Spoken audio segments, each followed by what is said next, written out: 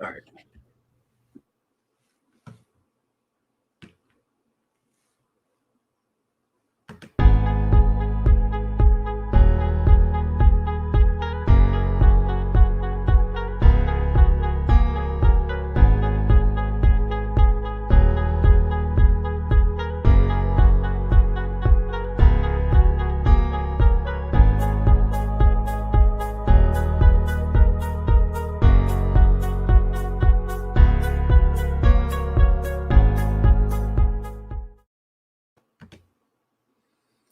Check, check, check.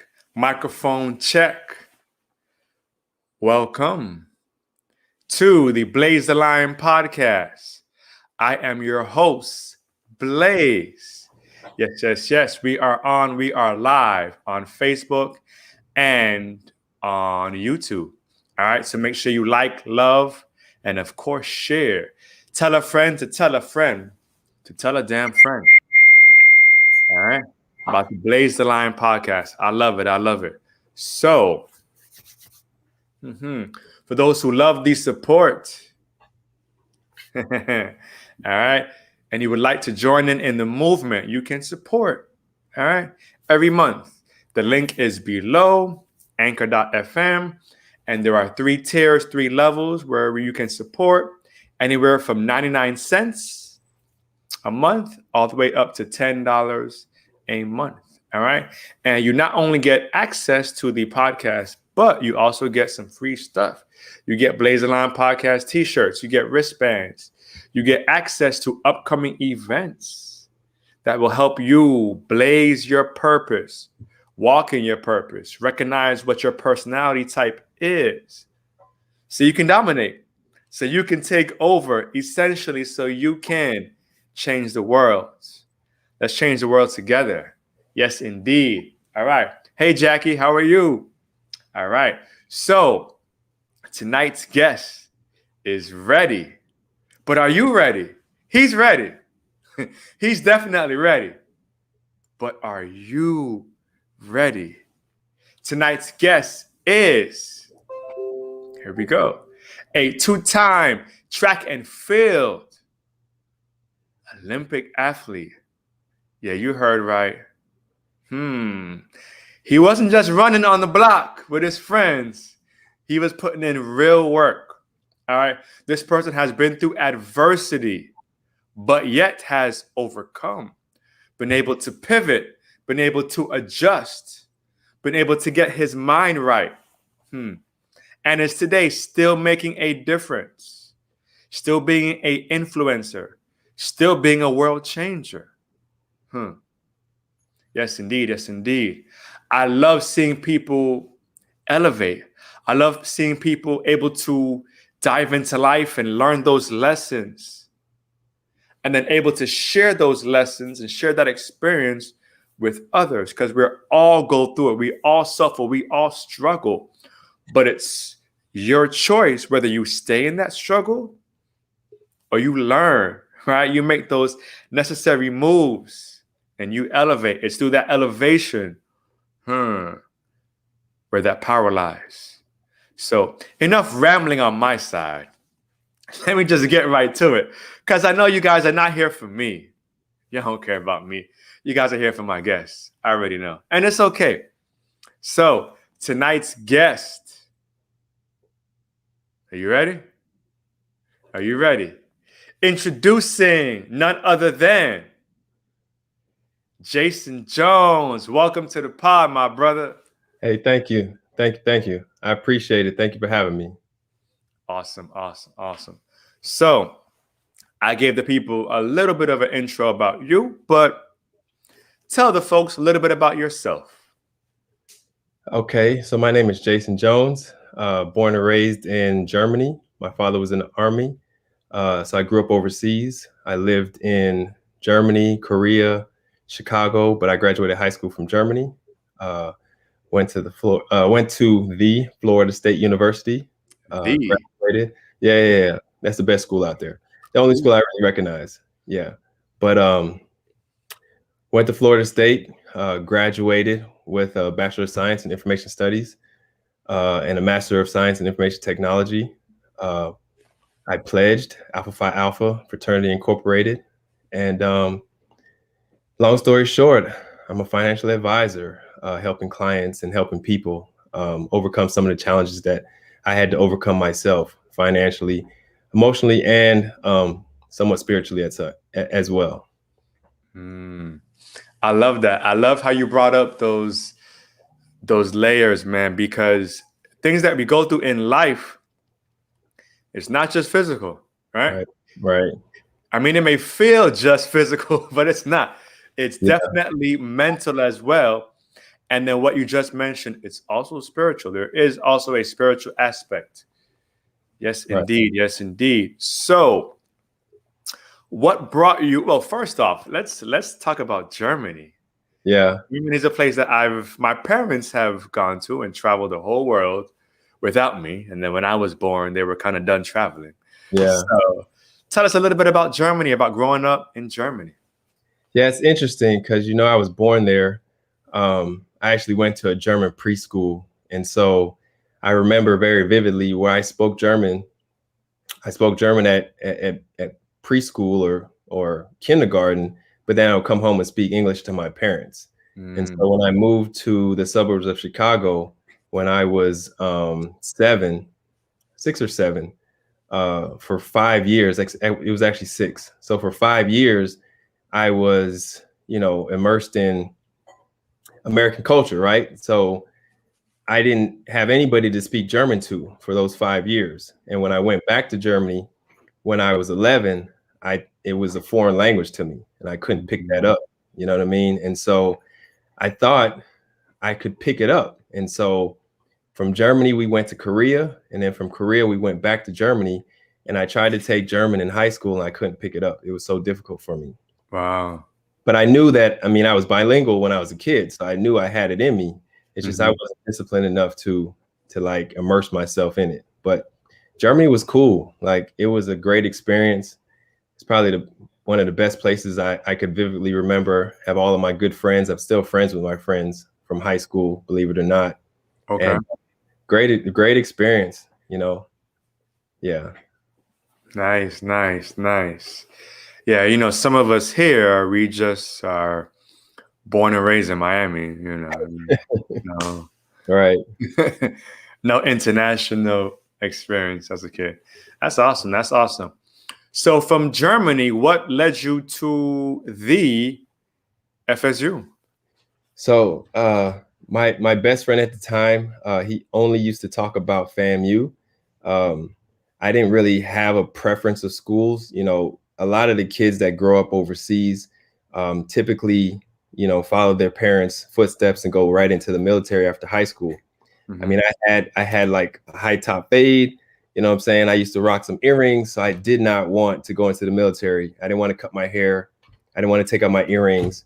And so leading up to my, senior year, I didn't really apply to any schools. I was an athlete, but I wasn't the best athlete at my school. And so recruiting is different in high school or in Germany. It was different back then, like 25 years ago, but it was just more of you apply for a school, you have to send your game film or whatever you wanted to do. Right. And the school would either take you or not. So my friend talking about FAMU, I applied to FAMU. I applied to Florida State. I applied to Alabama A&M and Virginia Union because my sister was going to Hampton at the time. Okay. So when I got into FAM, I thought that was cool, but I would have had to go through like their summer program. And then Florida State gave me my acceptance letter. And I also got invited to walk onto the track team. So it was a done deal. All those other schools, it didn't matter to me. So that's how I ended up at Florida State. My father loves track and field. Yeah. My dad used to actually run track and field, like in Jamaica back in the day, many moons ago. Yes. And me, I was just the fastest kid on my block. That was as far as it went.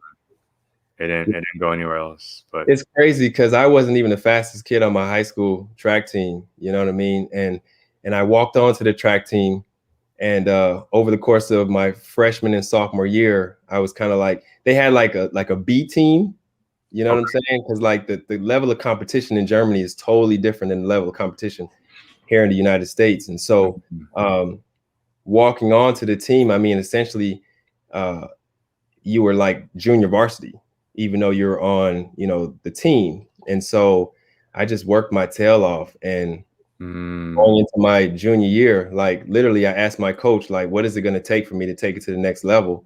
And he told me, he like really challenged me, because I asked him if I could run, like, you think I could run this fast time? And he was like, no, you can't. But if you wanted to, you're going to have to put in like 2 hours in the gym over the summer. And that's exactly what I did. And I came back totally different. Mindset was different. And I basically was elected by my team captain. So like I was nominated team captain. I earned a scholarship, and like life changed for me. I became the guy on campus. I was one of the fastest in the conference, and couldn't tell me anything. Plus I was a walk-on. So, going to become a scholarship athlete, it was a huge deal. And then from my high school, I wasn't the fastest, but my times became faster than any guy, any of my high school friends. And so any of my friends that went to college playing sports, they stopped playing because the level of competition was too high. And so they ended up, most of them from my high school senior class, like stopped playing sports after freshman year, because it was tough. I mean, listen, I walked onto the football team, and because I was already on a track team, they basically said, listen, there's like 50 of you guys here, like 49 of you guys are not going to make it. And the one person that does make it won't see the field until he's a junior. So I was like, that's crazy, because, I didn't know at the time they wanted to see who wanted it. You know what I mean? Like they really wanted to see who wanted it. Just because you come and you were talented in high school doesn't mean you can make it on the college level. Right. I mean, it's crazy. But 3 years later, that same coach saw me in the training room. I had already started running fast, already started making my name for myself, not only at the school, but like in the conference. And that same coach asked me to come play football. And he was like, I need somebody with your speed to be on the team. And the crazy thing is that very next year, the quarterback won the Heisman. Oh, wow. And then the receiver that essentially, I mean, and not taking nothing away from this guy, but the receiver that I would have been kind of competing for positioning, he led the NCAA with receiving yards and ended up getting drafted in the second round. Oh, wow. To the NFL. So it's like, not saying that I would have been that guy, but like he led the NCAA in receiving yards, and your quarterback wins the Heisman because he threw the most yards, and scored the most touchdowns. So it's like, that was a positioning. That was like a game changer life decision that I said, no, I'm focusing on going to the Olympics. You know what I mean? Like I'm focusing on going to the Olympics, when 3 years prior, I wanted you guys, but you didn't want me. And now that you want me, I don't even want you. You know what I mean? Yeah. So, this is crazy. Life is funny. Yeah. Definitely timing. In the chat, anybody play sports, whether in high school or in college? I am curious. Anybody play any kind of sport? I don't care what it is. Anybody play any sports? If so, put it in the chat. I would love to see that. All right. So now you're a collegiate athlete. Yep. Making moves. So your name is popping in that school and different schools, I'm sure. Yep. So was going to the Olympics always a goal? Was that always a dream? Or did that come about during college? Or was there a certain coach that? Yeah, so that's a great question, man. Listen, coming out of high school, I was really undecided. Didn't really know what I really wanted to do in life. I really honestly wanted to be a football star. I just wasn't big enough, you know what I mean? And like in high school, I just didn't grow. I wasn't growing. So I got to school, I was small, didn't have any muscles, and I just had the heart. So the friend I told you about, that only talked about FAMU, my best friend from like ninth grade, he ended up passing away our freshman year in college.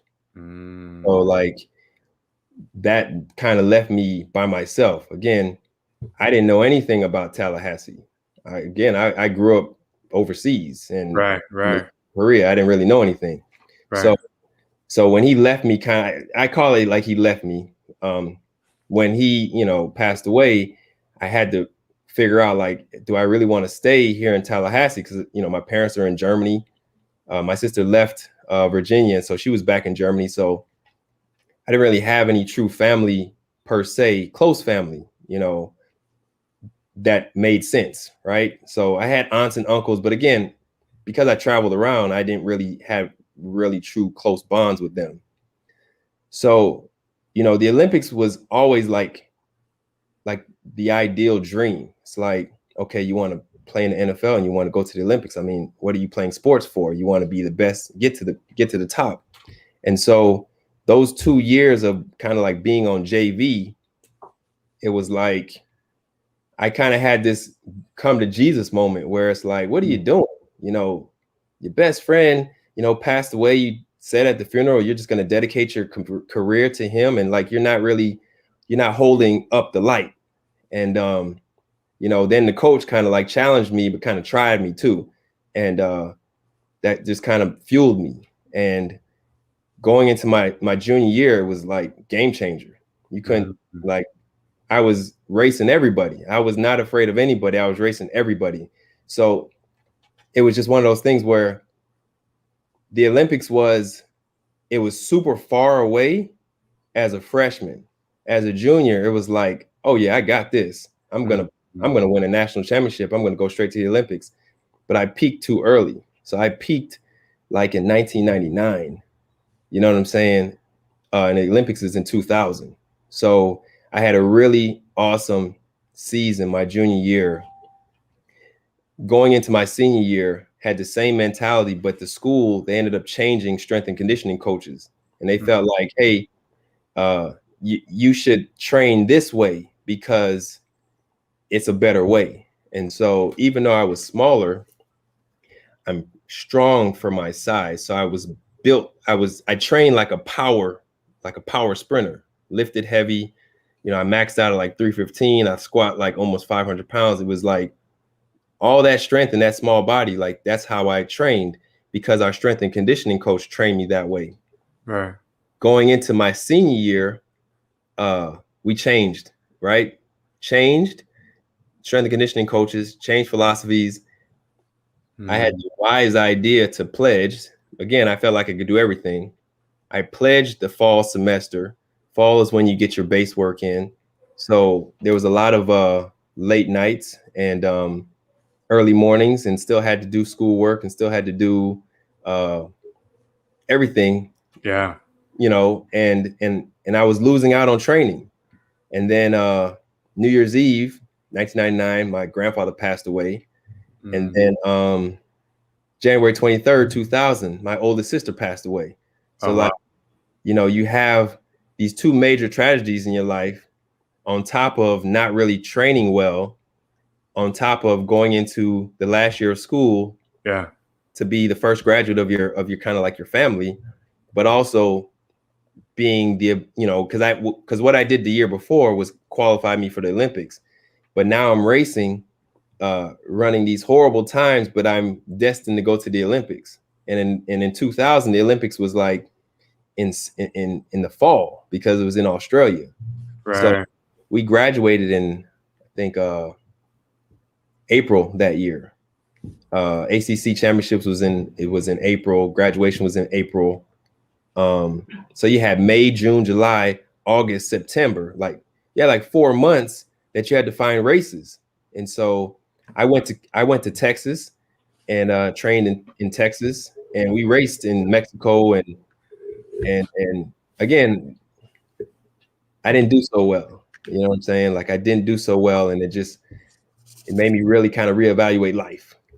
I thought that, again, I came from like being a walk-on to being the best guy on campus and in one of the best in the conference to barely surviving, even competing the very next year. And then going to the Olympics, not as the best version of myself. Right. So it's one of those things like, you went to the Olympics. Yeah, I went to the Olympics. Did you win? I didn't lose, you know, like I beat enough people not to lose, but I didn't beat the right people. Yeah. You follow me? Yeah. So it's kind of like it's one of those things where I went to the Olympics. I ran, gave it my best. I knew that wasn't my best, but I gave it the all that I had at the time. Kind of put that out of my mind. Went back to school. You know what I'm saying? Like went back to school, got my master's degree, hooked up with some of my old teammates, and then decided I was going to put away track and field. Let me focus on football.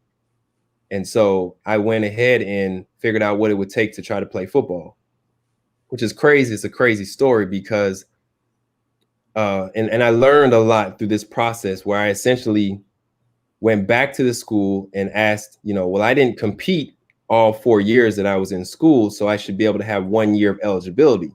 So I ended up talking to that compliance director, who essentially made me write a letter to the ACC and the NCAA to petition them to give me a year back. I then talked to the football program, and essentially they said, if you get your year back, we will give you a chance to try out for the team and make the team because we know you're trying to go to the NFL. So that whole summer, it's crazy. I ended up going to the registrar office and I had all of the grades that I had D's in, like all the classes I may have had D's, like a couple D's for my freshman year. They dropped those off my transcript. Mind you, I graduated already, right? And I was in grad school. So I graduated. They dropped those off my transcript. What that means is your athletic clock starts the moment you become a full-time student. Full-time is like 12 credit hours. So when you go to my freshman year and you drop some of those classes, I'm not a full-time student. Right. So they like prolonged when my first year to start my athletic clock. So you have 4 years, you have 5 years to compete you have 5 years to do 4 years of eligibility. They'll give you back some years if there's like medical red shirts and whatnot. So I went back and I started digging. I didn't know that I had like an irregular heart rate, like an irregular heart reading my freshman year when I took my physical. They gave me a year back for that, right? They gave me a year back because I went to the Olympics. They gave me a year back because I went to World Championships the very next year, in 2001. Okay. And then they gave me one other year back, but it really boiled down to I had been in school. Like I had started the process 1 year late. So had I started the process like in 2001 to 2002, it would have worked. But I started it in 2002 for 2003, and it didn't work. But I learned a lot because I essentially would go sit at the football office for 2 hours every day for like 2 months straight. So every day at 3:00, I would go and sit at the office because I wanted to talk to the coach. Right. So they would always tell me the coach is busy. The coach is busy. Okay, no problem. I'll sit and wait. So for 2 months straight, every day at 3:00, I would go there and sit. Finally, one day, they said, okay, the coach will see you. And the crazy thing is the coach's office was like literally right on the other side of the door.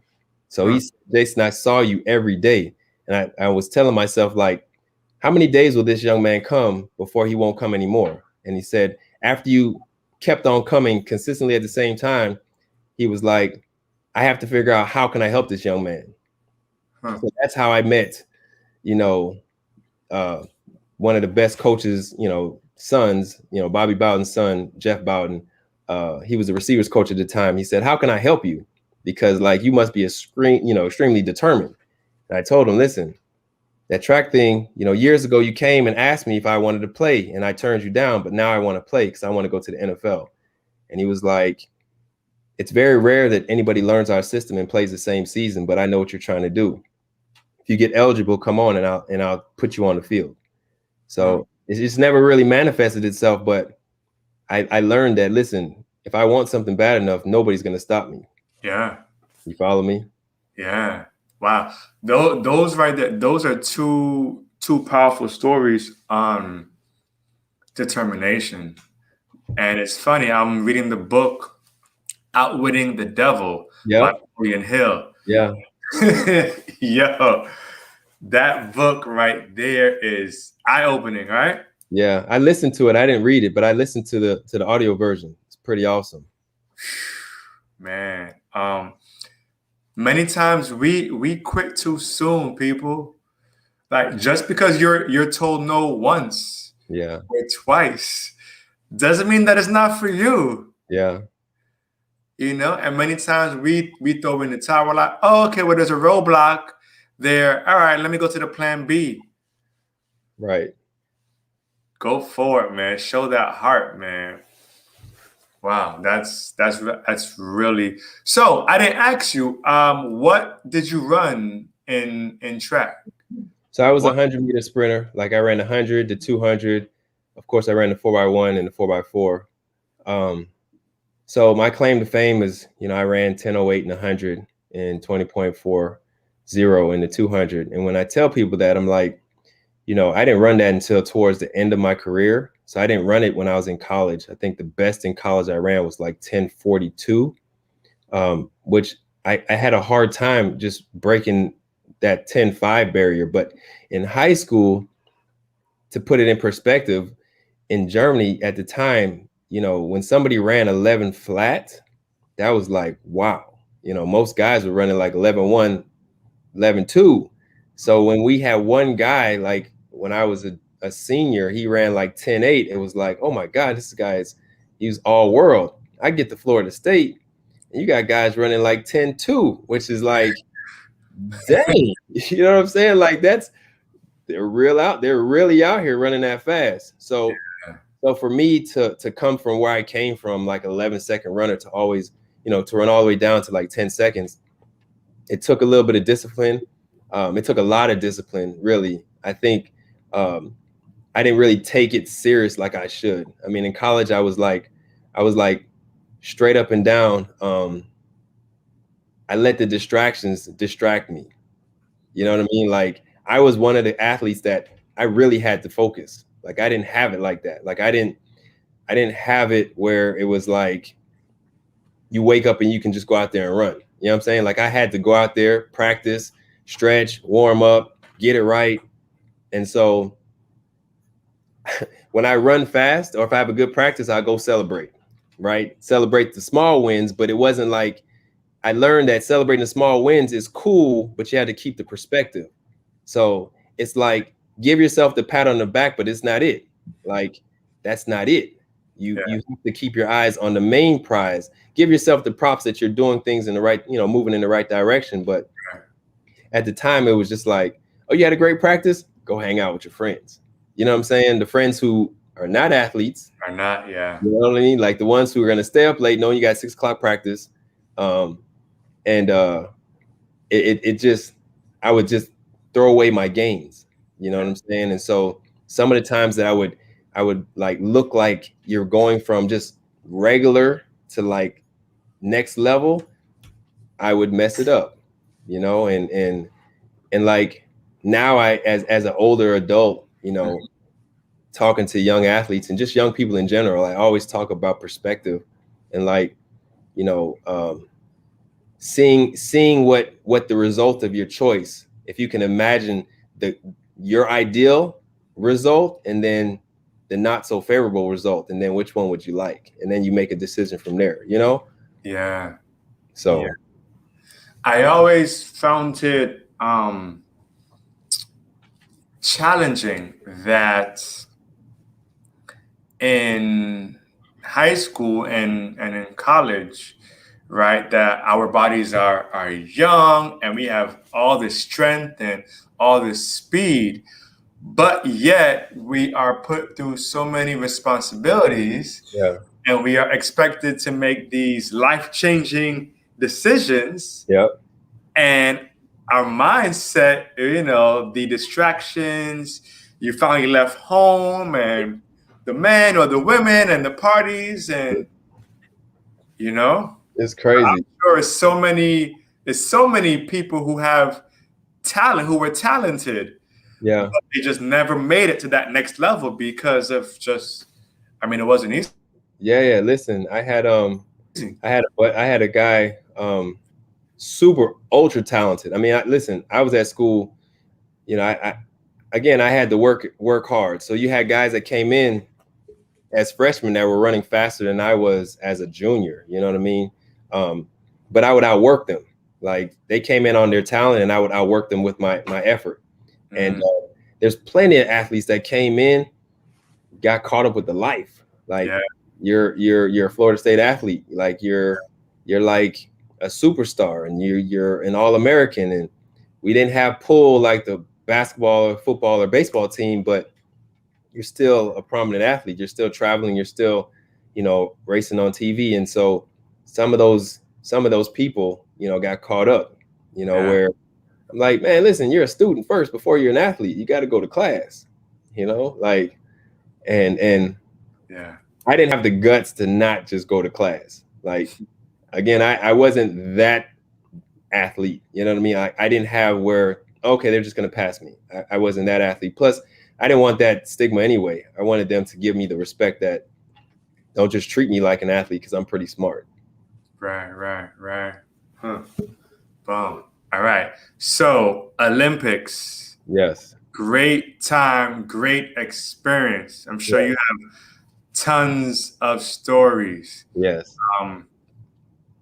Just going to Australia, I mean, in itself, I'm sure was different from Florida, from even Germany. Yes.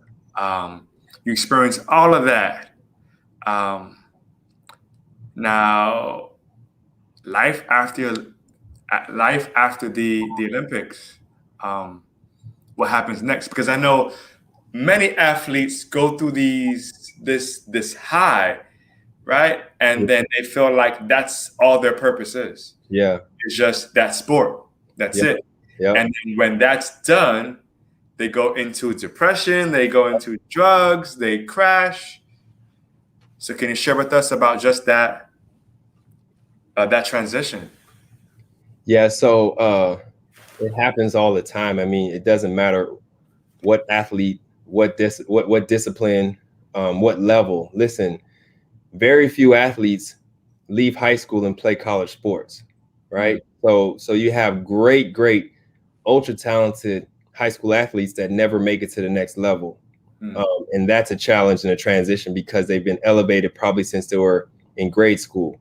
If you're fortunate enough to play college sports, the attention and the elevation is that much greater. It's like, and you go to a major university, Florida State at the time was like 35,000 students, and I was one of like 20 on the track team, right? So it's 10% minority, about 10% minority. So you got to think I was still very, very one of one per se. You know what I'm saying? And so spotlight is on, then you become a star. So like now you're elevated to the next level. And then, the Olympics is one of those things where for 2 weeks prior, 3 weeks prior, the hype, the whole world has you on a pedestal, right? The whole world. I mean, we landed, and again, I ran for a small country called Belize.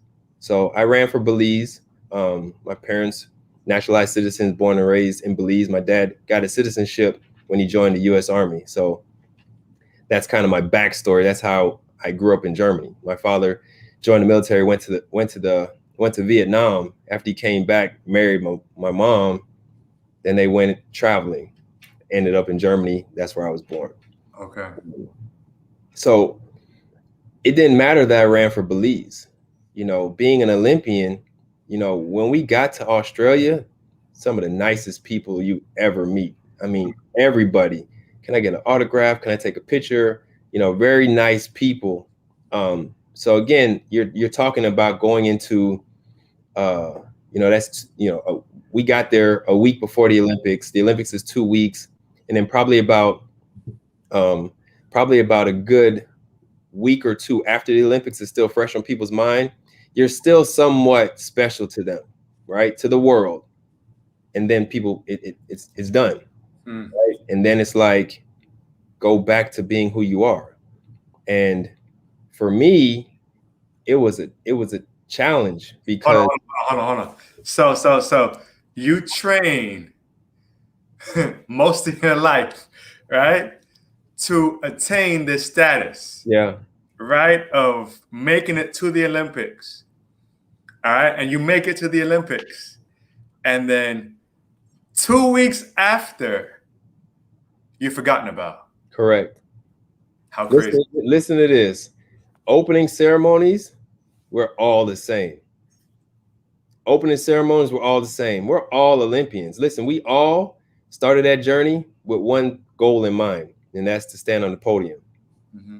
Right? It's just the day one, that's when everything changes. That's when somebody loses.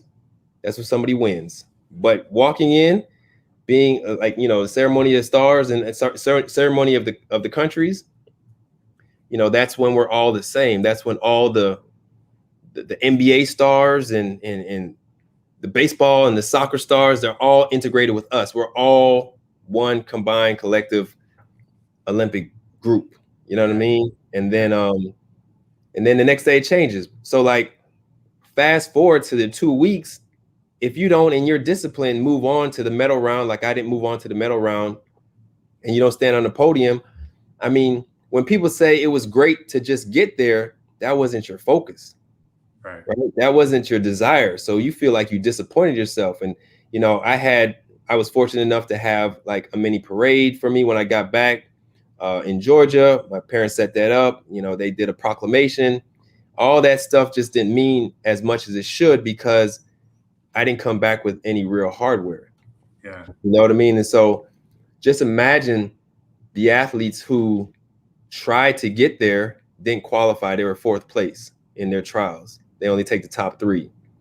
You know what I mean? Like it's so challenging because this world is so built on winners only that experience that you have is just one of those things where somebody had to sit me down and say, bro, do you know you made it to the Olympics? Like, right. Like most people, like you said, most people don't even leave the state that they were born in, much less, not only did you grow up overseas, you've been on a plane, right? But you've been on the other side of the world, and then you competed, and then you didn't lose. Like you have to look at those things. And so, like, I knew I had some more in the tank. Again, I told a story about trying to get to the league and it didn't work out. So I packed up my bags and I drove to California, started training again, tried to make it to the 2004 Olympics, and it didn't work itself out.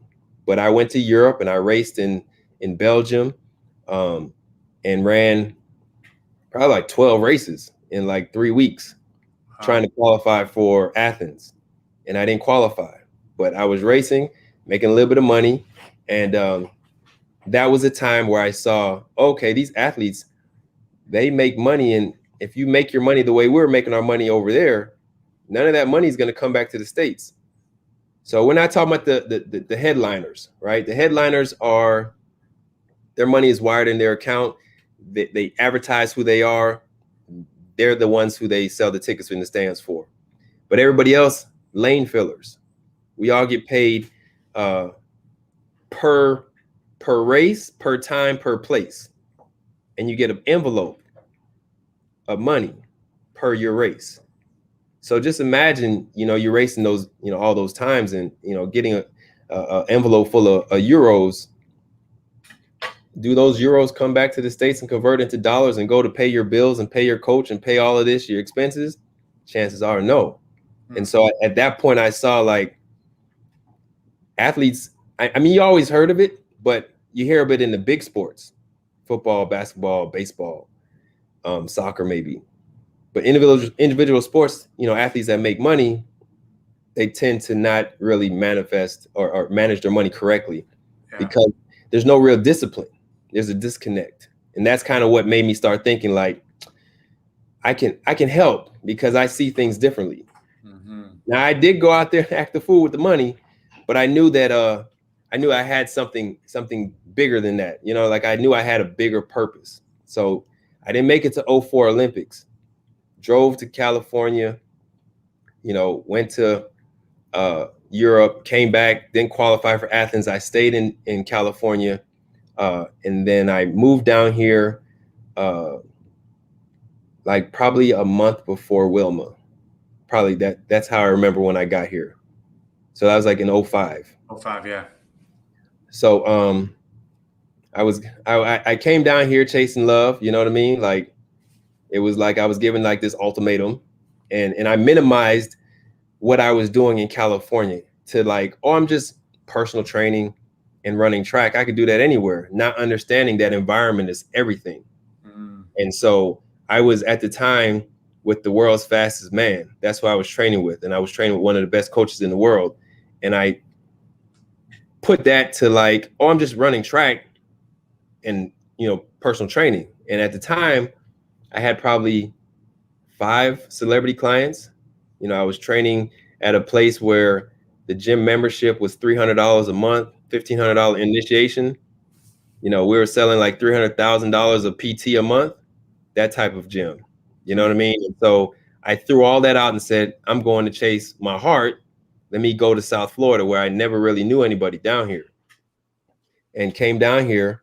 And it was a struggle for me, like literally a true struggle, because I didn't know anybody. And, I knew I was down here for a purpose, just didn't really know. And so I went from training with the coach at University of Miami to finding another local coach that trained some Jamaican athletes, to finding a coach who at the time was coaching at FAU. And I just really stumbled upon him trying to use that track up there. And he said, I'll let you use the track if you let me coach you. And that was in 2007. And from 2007, he got me to run faster than I've ever run in the last, 4 or 5 years. And I qualified for Beijing.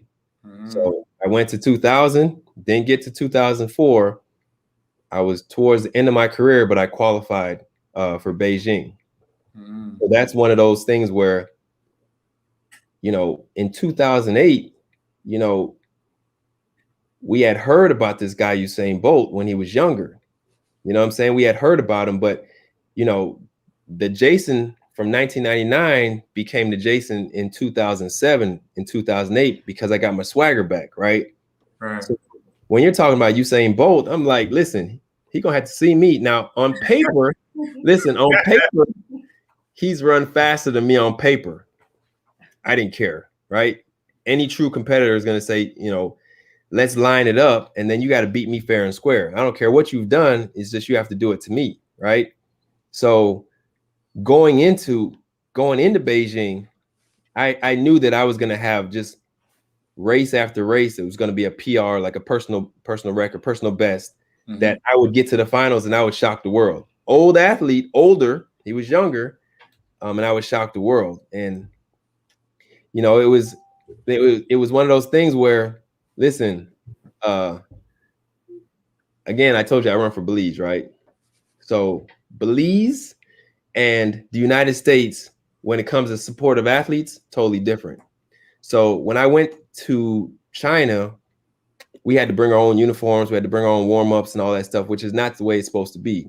The country is supposed to outfit you with, a whole arsenal of clothes and stuff before you go, over there. You're representing the country, but the country should have the apparel for you, all new stuff. And they didn't have anything, right? They didn't have necessarily the stuff that we needed. So I make a phone call to my parents. Hey, how are things? They asked me how things are in China. And I was like, it's different over here, but you wouldn't even believe, this is son to parents, right? Right. This is private conversation over the phone. You can't believe that, Belize, they didn't send us with any gear. I'm over here training in my gear. I don't even know if I'm going to have my same gear that I wear in practice, if that's what I'm going to compete in. And I'm like, I didn't even bring the necessary gear. So my mom sends an email to her friend, just like very, very, very disappointing email to one of her good friends. That flipping email gets forwarded and forwarded and forwarded and forwarded and forwarded, and made its way to Belize and made its way to the newspaper and they chopped up my mom's email and put it into the newspaper and said, Belize sends athletes to Beijing unprepared. Wow. So I get this, kind of like pulled into the room when I came back from training one day, and they threw the newspaper at me and was like, can you tell me what this is? And I'm like, this is like the manager of the group that took us to Beijing. And I was like, no, what is this? They said, who have you been talking to? Did you get interviewed by a newspaper? And I said, no, I haven't talked to anybody besides my parents. And they said that I embarrassed the country and essentially was trying to send me home. Huh. I'm in China. Wow. I did nothing but talk to my parents, just frustrated. And because of what they deemed that my mom said, and she said something in confidence to one of her friends who felt like that was an injustice being done. And so, everybody takes it upon themselves to want to do right if they feel like it's right. So I tell you this story because Belize, they ended up, so like when it comes to smaller contingencies, smaller countries, every country has their own like liaison. Every liaison has their own private car. And so the private car is given to these athletes in these countries. So like you don't have to take the bus with all the athletes to go to the different venues. And so there was another athlete, he raced. They ended up taking him in a private car, he let to eat breakfast, and then he took him to the facility for him to compete. So he didn't have to like wait in the line, and like he could really focus and zone out. When my stuff happened, they were like, we're not going to give you the car. You're going to have to get up and eat breakfast with everybody else and make sure you get to the track in time for your time trial and your warm up and all that stuff. So my coach was there as well. They didn't want to give my coach any accreditation. So basically, my coach couldn't come to the practice field because he didn't have the necessary accreditation to get into the facilities. So my coach, the day of my race, we're talking on the phone. He's somewhere in the stands. He wasn't in the back with the practice track with all the other athletes and their coaches. Right. Because of what happened, right? So my coach kind of gave me my pep talk. He was like, make sure you do, we went through our series, our race plan. Right. And when I warmed up, I think I warmed up too early. I had too much on my mind. I ended up going out there to race. I believe I got 4th, right? And I had 3rd locked down and I got 4th, right? The top 3 advance. The next slowest times coming on time. But the guy who won the race, he didn't run fast enough. So 4th place was a slow time. Slow time for me, but it wouldn't advance on time because that I was in heat 4. I think heat 3 was Usain Bolt, right? So Bolt in his heat ran out of the track. They ran like a super fast time. So their 4th place was faster than our 1st place guy. So just the top 3 of our heat moves on. Nobody else moves on because of time. So coming off the curve, I knew I had 3rd place. I looked up at the the camera at the top, the screen, and I was just like, okay, all I have to do is hold on to this. I didn't have the greatest race, but I was like, let me hold on. When I saw the guy in my peripheral come up on me, I knew I could hold on, right? I thought I could hold on. But towards the end of a race, if you press, you lose, right? So if you press, you lose. You have to relax, but you have to have the momentum coming down the home stretch. When the guy passed me one stride, that killed my confidence. And I immediately started thinking, this damn country, they won. You know what I'm saying? Like they won, meaning they won because I wasn't able to compartmentalize the problem and just focus on the task at hand. And I started doubting this is in the race. I'm running. And I was just like, I let them beat me. You know what I'm saying? I thought I was stronger than that. So I went, and again, it's crazy because after I went, I didn't even talk to any media, didn't talk to anybody, just grabbed my clothes, put my clothes on, wanted to hurry up and get out of the stadium, right? My coach is calling me. I didn't care. I want to hurry up, get in the stadium. My eyes full of water, right? Yeah. Because I'm like, I can't believe I allowed them to get me, right? I should have been able to use this as fuel, but I used it as like a weight vest. Yeah. You know what I mean? And so that was some of the stuff that has kind of fueled me, where you don't have that much power. I can't give you that much power. So if there's something I really want to do, I'll focus my mind and I won't see anything different.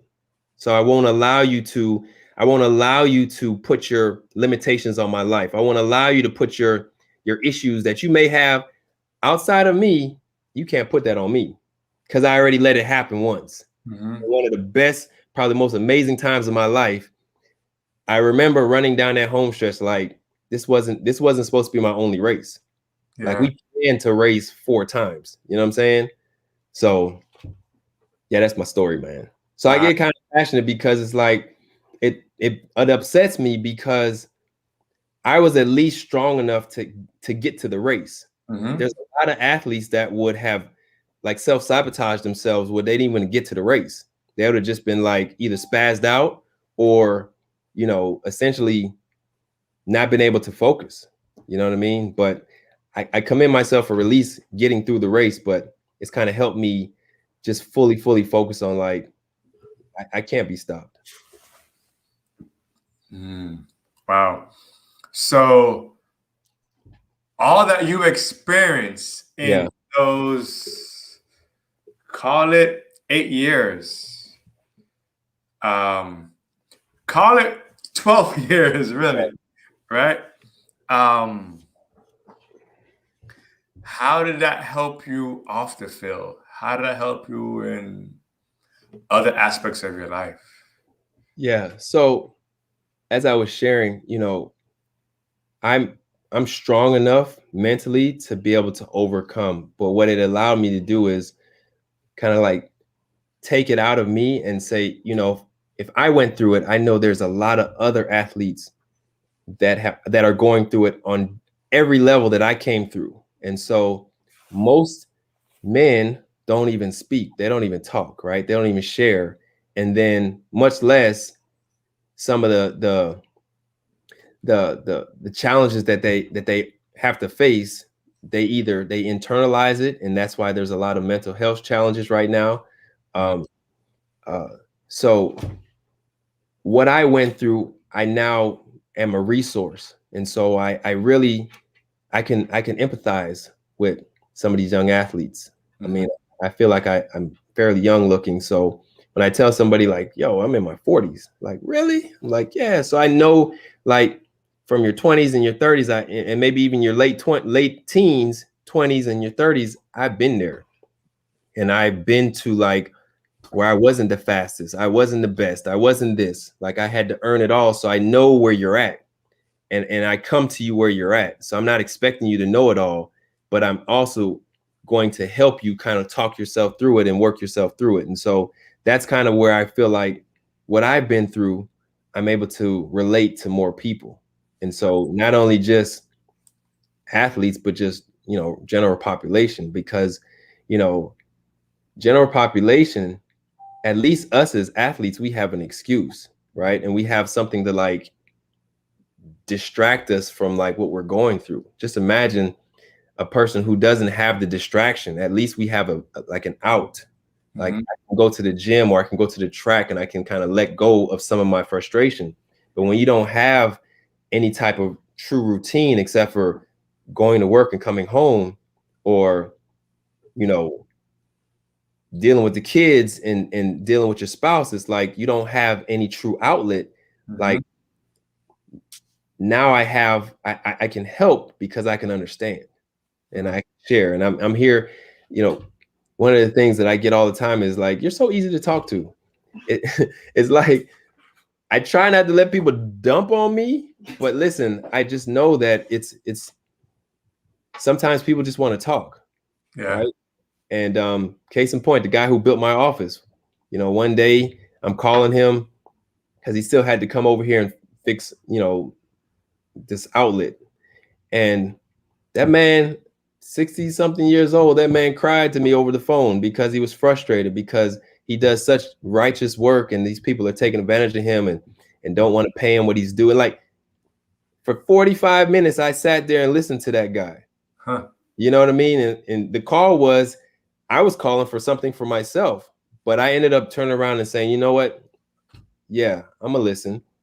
Okay. Yeah, you know what? Listen, and I just built him up, right?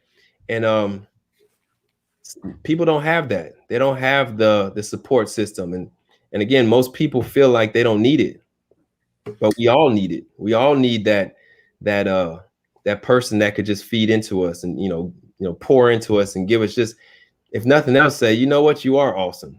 You know what I'm saying? Like, you are pretty dope. And so when I tell them, listen, you made a box into 5 offices in a break room, like, that's pretty dope. So I had to let him, build him back up to say, listen, don't even worry about those people. Like, your work is phenomenal. And so that's where it comes down to, like, we all can be that catalyst to change. I mean, there's times I need that, you know what I mean? Like, there's times I need that, just that reassurance that I am somebody, And so I feel like if I can share that with people, even if it's something small, it kind of works itself out. Definitely. That right there, my brother, is a example of walking in your purpose, right? Yeah. That what you're doing for a living, or even in just your interaction, is more than just a face or more than just a number. It's bigger than just a client. I train clients for a living, and yes, clients have goals, but there have been many occasions where that specific day, my client just wanted a shoulder to cry on. Yep.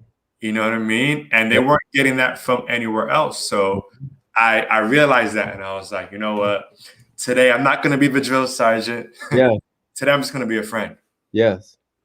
So wow, that powerful. Yeah. Now we're going to go into a portion of the podcast where people like to crack jokes. All right. We talk about colors. All right. Colors are everywhere. So in this portion, I will mention an array of different colors. Okay. And for each color I mention, you will just give one word or one phrase or one image that comes to mind. Okay. There is no right or wrong answer. Everybody's answers are different. Yeah. If you watch previous podcasts, I may say brown and somebody might say chocolate. Okay. Somebody might say poop. Yeah. There is no right or wrong answer. So whatever comes to you. All right, cool. Are you ready? Yeah. All right. Those in the comments, get ready. Have fun. All right.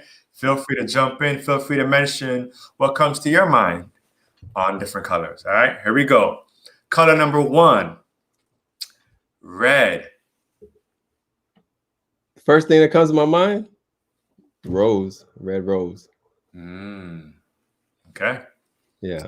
Color number 2, blue. Blue, my son's favorite color. Okay. My son is battling between red and blue right now. I'm not sure what. Yeah. All right, here we go. Color number 3, orange. Orange, that line behind you. Okay. Yeah. Okay. Good. Let's put it together. Yellow. Yellow. Interesting. A banana. That is the first on the Blazethelion Podcast. No one has ever said a banana or even a fruit for that matter. Okay. Wow. Good. Let's keep it to this theme behind me. Okay. Black. Power. Yeah. Why is that funny, Sadie? They're laughing at your banana. Oh. I eat bananas every day, so it's crazy. Man. Me too. I love bananas. All right, let's keep going. Yeah. Next color, clear. Clear. Yeah. Windshield. Okay. There goes Sunita laughing too. All right, clear. Windshield. Okay, good. Here we go. Gold. One of my fraternity colors. Okay. Black, gold. Yeah, man. Alpha Phi Alpha Fraternity Incorporated. Got to represent. Represent it. Yeah. All right. Let's keep that same theme going. Silver. Silver. Second place. Okay. So it's only right. Bronze. Bronze. The second loser.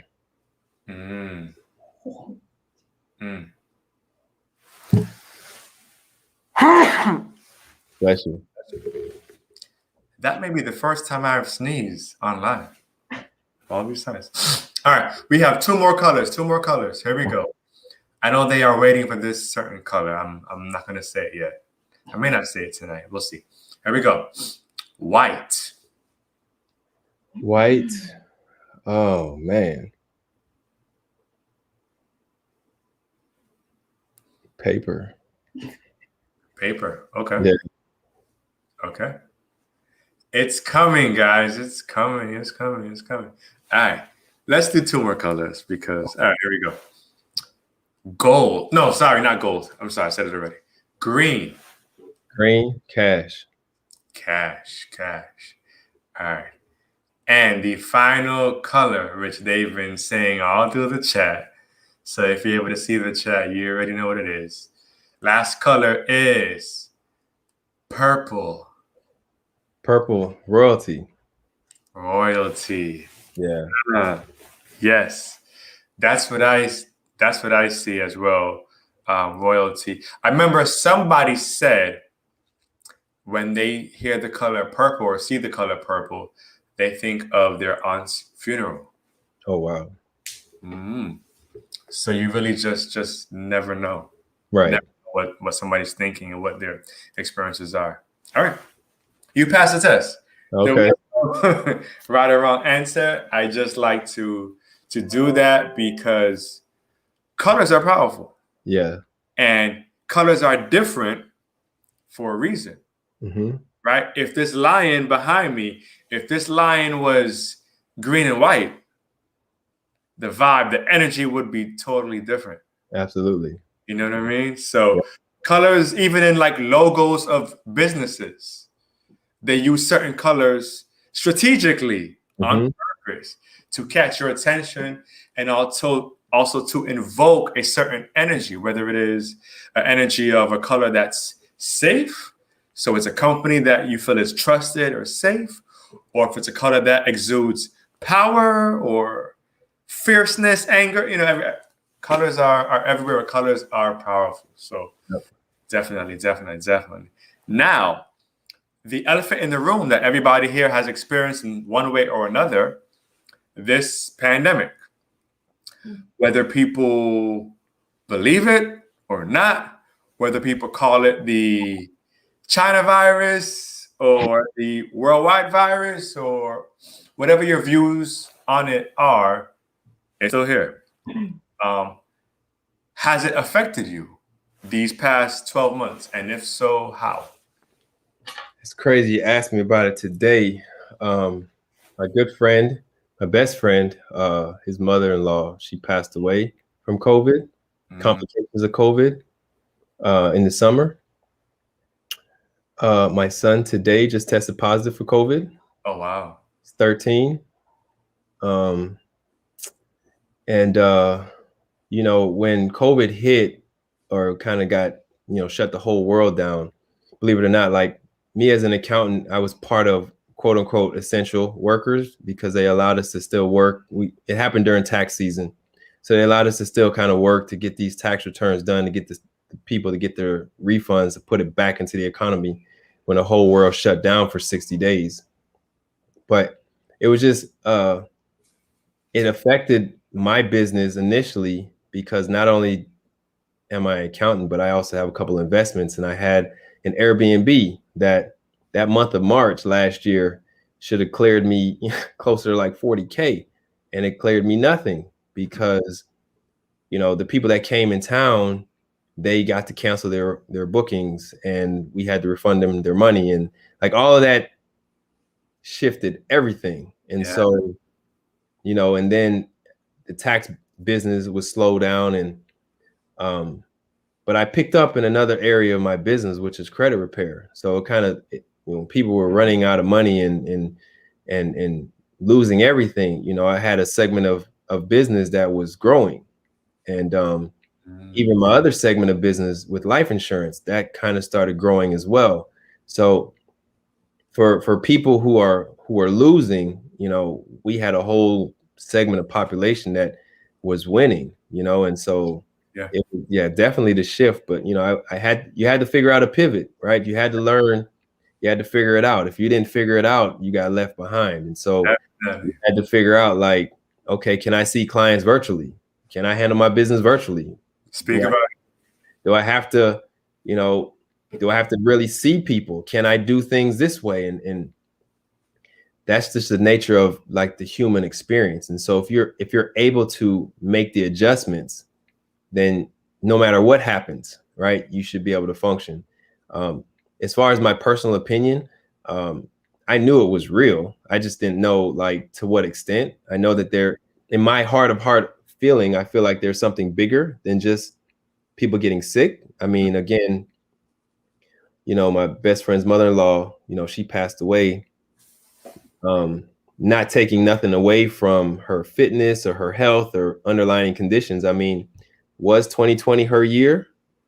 Nobody knew that, right? And so all the people who have passed away, was it their year? Was it not? I mean, now it hit home. I mean, I call myself, impervious to pain, and I never get sick. And I have my kids with the same mindset. They don't feel pain. They don't get sick. If they get sick, they only get sick for a moment because they push out the sickness. Yeah. So when my son hits me today and says, "Dad, I got some bad news," I'm like, it was sad. And I was like, damn, I wish I can come over there and grab it from you and take it from you, because all of my kids' life, if they get sick, I dive on them. Give it to me. If you're going to pass it to me so I could take it away from you. And this is just one thing I can't take from them. So it's like, it's a real thing. It hit hard. It's like hit home, but ultimately, I'm gonna keep fighting, right, and keeping right. And the idea of my wife is a pharmacist, so she keeps me and keeps all of us kind of like safe and taking the right vitamins and everything that we're supposed to do. So like for my son to get hit like this, it's like we went through the whole friggin' last year doing everything correct, and this is what happened. So but yeah, it's real to my family. My parents are older, so both my parents are fully retired, 75 and 68. They're actually like full-time in Belize right now. So the idea was for them to stay in Belize. Before, Belize was one of the countries that had no COVID, outbreaks or anything like that. And now that country is one of the countries they have on the list, the CDC list, for Americans not to travel to. Oh, wow. Because it's like 300,000 people there. And then the amount of positive cases, and I think the few deaths that are there, the percentage is so high because there's not that many people. Like 300,000, when you have 10, 15, 20 people that are sick out of 300,000, that's a lot. Yeah. So, yeah. But yeah, the mentality is to stay positive. One thing I do know traveling the world is we as a human race, we overcome. Like, and again, like Americans, when you travel outside the United States, everybody wants to come to the United States, believe it or not. As much as people talk about this is the worst country, like, nah, I've been to some countries before. Like, I've been to some third world countries where the kids are, outside of, Wendy's and McDonald's, just like looking in, they're like wanting food and begging for, like, I've been to those countries where you see the poor. Yeah. And the super rich, and there's no middle class. So America is that country that gives you hope. So the hope that I have is that we all can come together and get over this. You follow me? Like, Mm-hmm. because we all have that common, believe it or not, no matter what we went through over the summer, like leave the United States and look at like how the world sees us. They don't see on color. They see us as an American people. And Huh. so like when you're outside the United States and you hear that song, proud to be proud to be an American, where at least I know I'm free, it feels so much stronger because like even though it seems like we have so much diversity here or so much adversity here and division here, when you leave the country and you look at like wanting to see how America is seen and viewed, it's like if we only knew how the world saw us, they only see us as one. They don't see us as divided, but we divide ourselves. You know what I mean? Crazy. So, it's kind of like off topic, but the whole thing is, the pandemic kind of revealed a lot to a lot of people. Like, is your business truly sustainable? Is your relationship truly sustainable? Is your mental health sustainable? Like, do you need to talk to somebody? Do y'all need to talk to somebody? Does your business need a coach to like, hey, you need some help to get your business up and running? Or do you need to go out of business and go back to working for somebody? You know what I mean? Like all those things were revealed during the pandemic. Yeah, definitely. 100%. Definitely. I started a podcast. Yeah. In the pandemic. That Yeah. was not one of my goals in 2019. Right. You know what I mean? So yeah, it's a shift. It's definitely a shift. And as you mentioned, it's how you pivot. It's how you move. It's how you see it, and it affects people differently. Knock on wood. Right. So far, I've been okay. I did get sick Yeah. this year, but I tested twice, and it wasn't COVID. Sometimes folks forget that the common cold is still around. Right. Right. It's still there. If you have a fever, it's not Right. automatically COVID. Right. Right. Right. If you sneeze like I just did, like it's not automatically, you know. Right. But yes, it is real, and in the same sense, I know many people who have been good all this time, Right. and last week, they finally got it. Right. You know what I mean? So, and every state is different, every city is different, and we could go on and on about certain states are on lockdown, Mm-hmm. and other states are like, COVID who? Right. What's that? Yeah. I be going to the club. Like, we ain't even worried about, you know?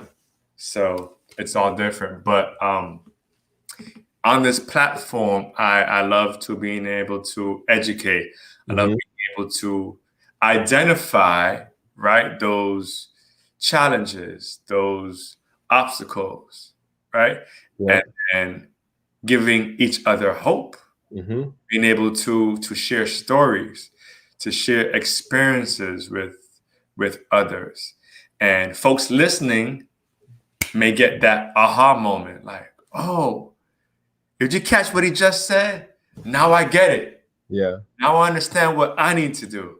You know, they may not have been able to go to the Olympics per se, but just in how you shared your story and just the ups and downs and the expectations versus, like reality. And even when you said that you weren't like, many people will assume that, oh, you're just naturally talented. Yeah. And that your talent and whatever it is, your talent can get you through. But talent only goes so far. Right. Right? Being able to be a hard worker, being able to have a goal and be determined and maintain consistency. Right. Brings results because things will change. The unexpected will change. They may bring in a brand new coach. Right. You're bringing a whole brand new staff. Your job, your boss last year may have been easygoing, may have had your back, and they brought in a new boss this year, and they push your buttons, and you're about ready to quit, and all this. And maybe that's your lesson. Maybe that's where you got to dig deep inside, and you know what I mean? Yeah. and really push and just really see what you are made of. So Right. I always say you can control your choices if you can control how you respond. So your response, you can control your responses, you control your world. You know what I mean? I got 2 boys, right? 10 and 13. They push each other's buttons all the time. So I'm like, okay, so who's the puppet and who's the puppet master, right?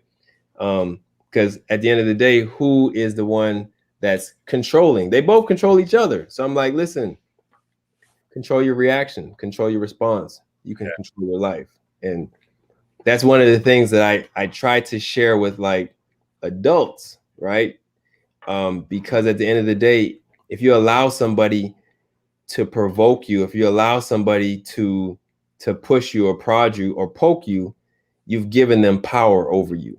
You know what I mean? And so as long as you know who you are, and there's a lot of self-talk that you got to talk to yourself and calm yourself and put yourself to a different space in your mind so that you're able to endure. And so we tend to listen to the beat up talk in our head, but we never listen to the motivational talk in our own head. You know what I mean? And so when you get to a place where when you can like, oh, okay, you don't have to respond. You don't have to respond. That's not necessary. That's not necessary. In your head, it's easy. It's like, I say it all the time. You got to bite your tongue and swallow the blood. You know what I'm saying? It's like, not everything is meant for a response. Yeah. Case in point, I got an email last night. So I have a client that made a lot of money this past year. And so he essentially made a lot of money. He's a W-2 employee, made a lot of money, but paid a lot in taxes. So I shared with him, hey, I think, moving forward, you should start a little side hustle to offset some of your taxes, right? Because you're paying a lot in taxes. He's young. He's making great money. So he was like, yeah, I have these different investment accounts through my financial advisor. And so I came back in the same email and I said, listen, I think you earn too much to be in those investment opportunities. You should look into this other opportunity. So he was like, let me CC or bring in my financial advisor to basically see if between you and him, you can help me out. So the advisor comes in and writes like a whole dissertation email, essentially trying to justify his positioning. Mind you, I never said what you're doing is incorrect. My job is to not only just prepare your taxes, but put together a tax plan so that you can have some tax savings. My job is tax savings and essentially position you to tax-free retirement. So the financial advisor sends this long, crazy email, just like identifying his strategies on what he does and why he's telling his client to do X, Y, and Z. Now, I could have responded like, do you know who I am? Right. Again, it's like, do you know who I am? Like, first, let's talk about what I've accomplished. I could have said like, you're just this, but I'm this person over here, just because it came off so. Are you just a tax preparer? Like, I have my securities license and I have this advanced degree. That's how it came off, and that's how it was written. It was written like, you don't know who I am, so let me just share. And he used a lot of big words and like, yeah, demeaning kind of. I could have really, went in like professionally to really show him, show to our mutual client in common how this guy is, charging you every time he does something for you. Like, his strategy costs you money. My strategy earns you money.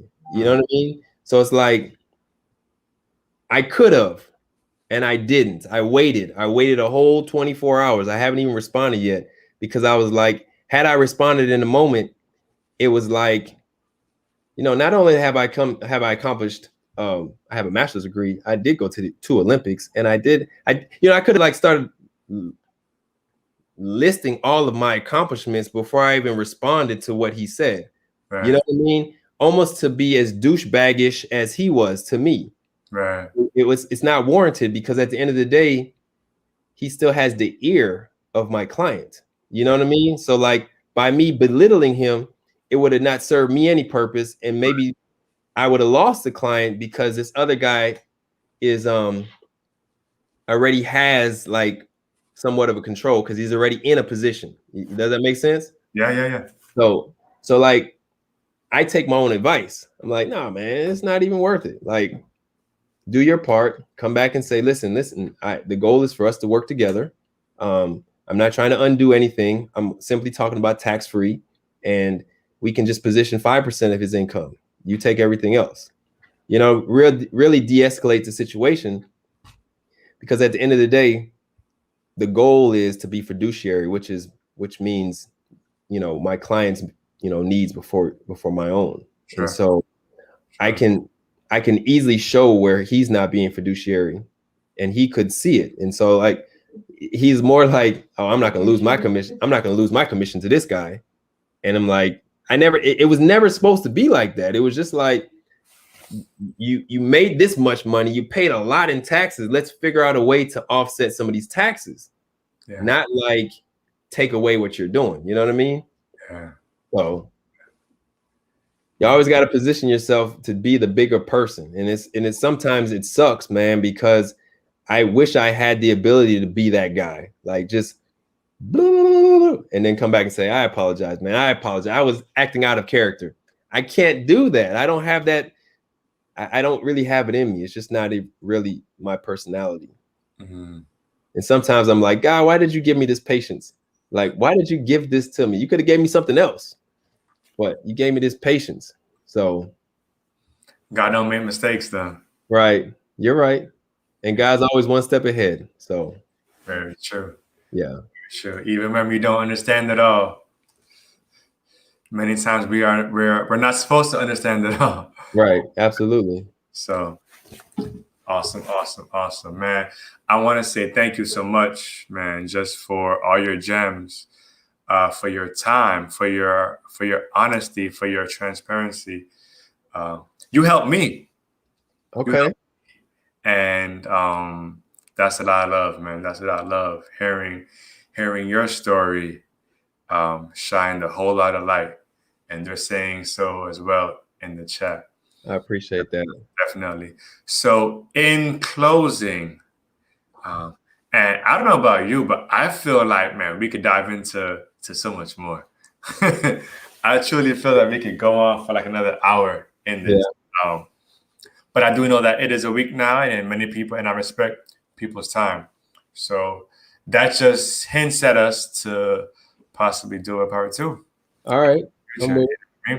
So in closing, what I ask all my guests is there a phrase? Is there a quote? Is there a short story?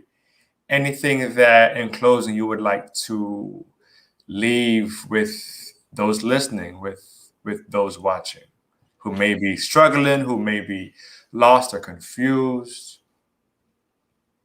Yeah. So first and foremost, I want to give a shout out to my guy, DJ Cherry, DJ the artist. He created this amazing mural on my wall back here of the late, great Kobe Bryant. So I don't have a true quote, but I have a shirt that I bought that I wear a lot that says, "Be you, they will adjust." Because I feel like we are all trying to fit what people think who we should be. And when you can own like who you are and be comfortable with who you are, takes the pressure off of everything, because you don't have to fake it. You're just yourself. Now, if you have a horrible attitude, if you're like a really mean person, yeah, maybe you have some soul searching to do, because I think we all are fundamentally good people. So, you know, I always say, listen, just be yourself, right? Everybody else will adjust to you. And then the universe as a whole will bring people into your circle that will help like redefine that and reconfirm who that is, who you are to this world. And so we all have a contribution to give to this world. Once you find it, you know, work towards it and press into that. So that's kind of, I'll leave your listeners with that. I appreciate the time. I appreciate just, just the opportunity. We have a friend in common. We have two friends in common, right? So I appreciate the idea of bringing me on, and listen, I'm here. I was thinking the same thing. Like, I wanted to start a podcast, but I never got around to it. I made the excuses. How anybody going to listen to me? Nobody's going to do this. Nobody's going to, like, I made all of that stuff, right?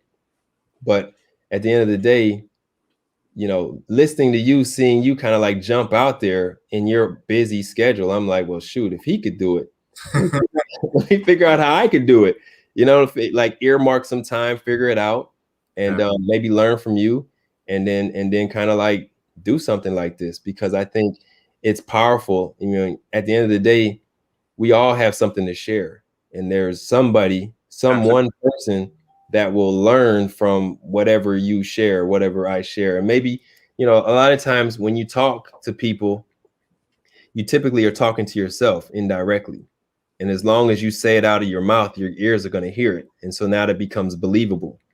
So I always talk about, like, say it to yourself out loud, so you're going to believe it, because we believe what we say.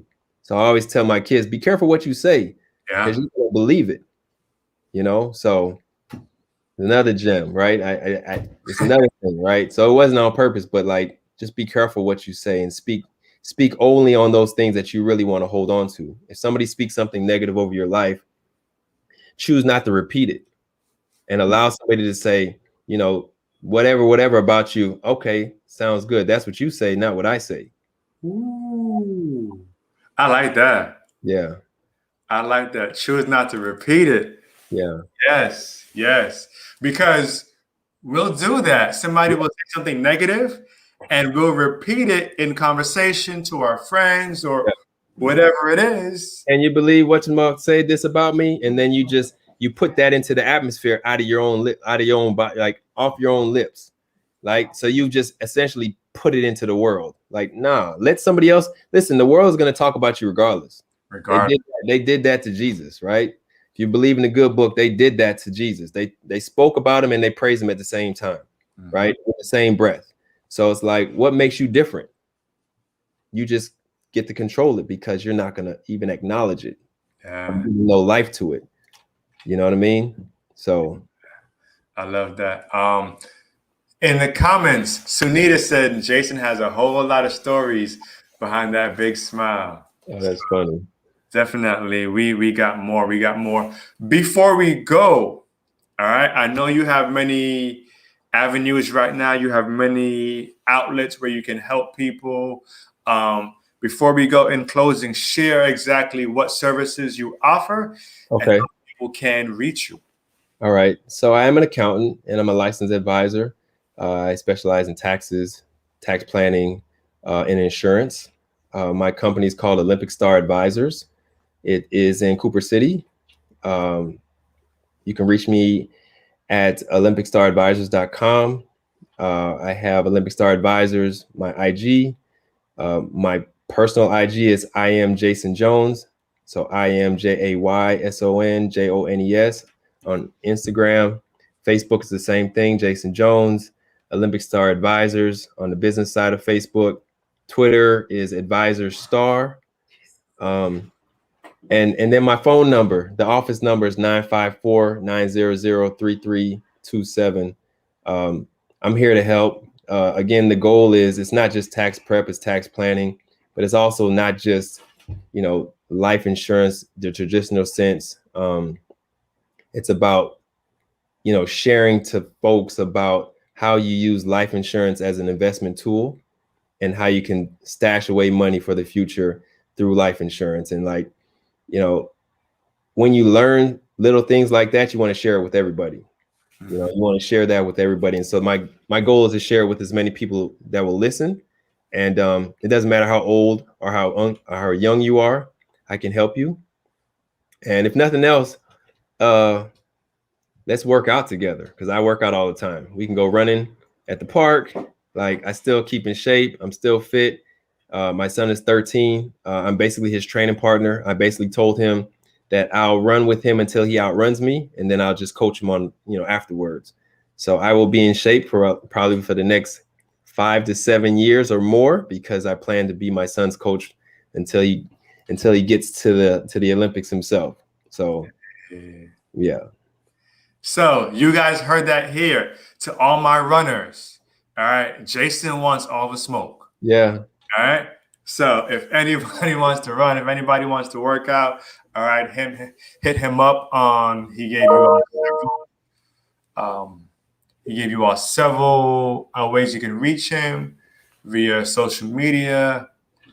All right. Straight like that. I want to thank you all for listening and for watching the Blazethelion Podcast. I am your host, Blaze, that guy. And tonight's guest was the amazing Jayson Jones. Thank you again, my brother, for your expertise, for your education, and just for your humility, because that also is so powerful. True indeed. True indeed. Thank you all. Make sure you tune in. All right, we have lots of guests this month. This month's theme is overcoming adversity. Also, remember, if you would like to support the movement, all right, anchor.fm/blazethelion/support. And you can be a monthly subscriber to the channel, to the movement. All right.